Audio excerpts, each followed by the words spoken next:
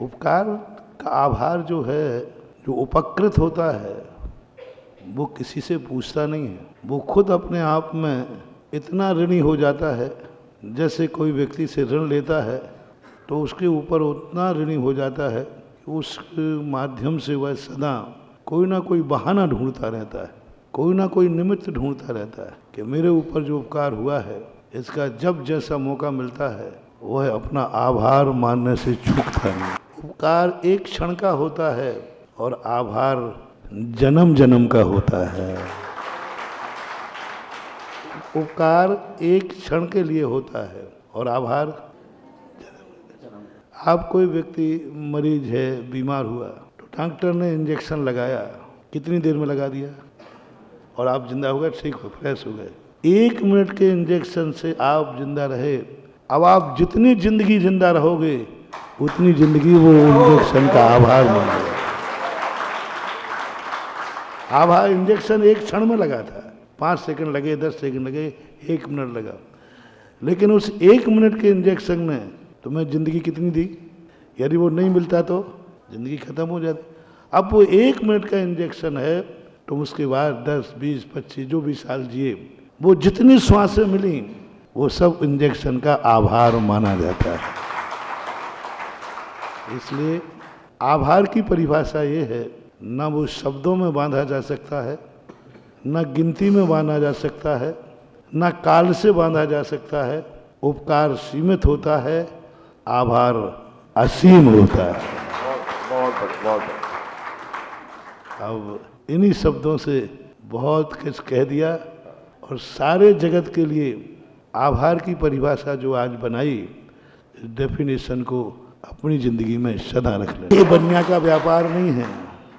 चलो उनकी बारात में गए थे, वहाँ से लिफाफा आया था तो तुम जाके लिफाफा पढ़ रहा है, बस हो गया भैया व्यवहार। और क्या करते हैं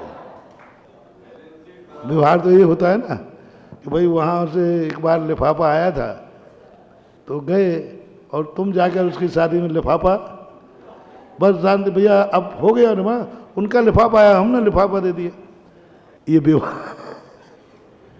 ये व्यवहार कहलाता है। उपकारी के साथ व्यवहार नहीं किया जाता।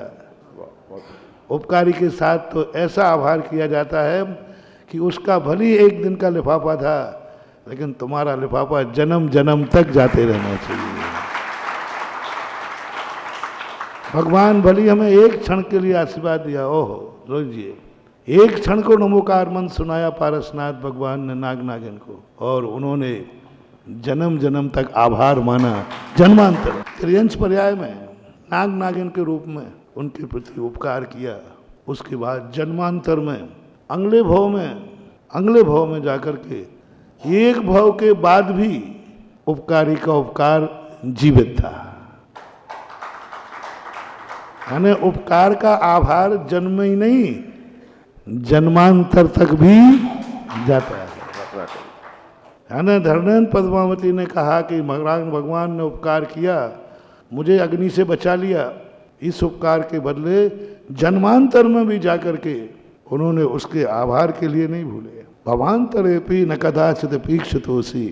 हे भगवान, आपने जो मेरे दर्शन करके जो मुझे शांति प्राप्त की, पूज्य वर्मांतुंग आचार्य भक्तांबर पाठ में, और उस समय उन्होंने जो भक्ति की, हे भगवान मैंने आपकी भक्ति और दर्शन करके जो अलौकिक उपलब्धि पाई है, इस आभार को मैं भवांतरेपि न भवांतर में भी अब मैं इस उपकार के आभार को भूलने वाला, और जब भी मुझे मौका मिलेगा मैं इस आभार का उपकृत चुकाता रहूँगा। बस यही बात, बस इतनी मत मानना। वही लिफाफा है, वहाँ से लिफाफा आया था, अपन ने लिफाफा दे दिया, व्यवहार पूरा हो गया। नहीं, ये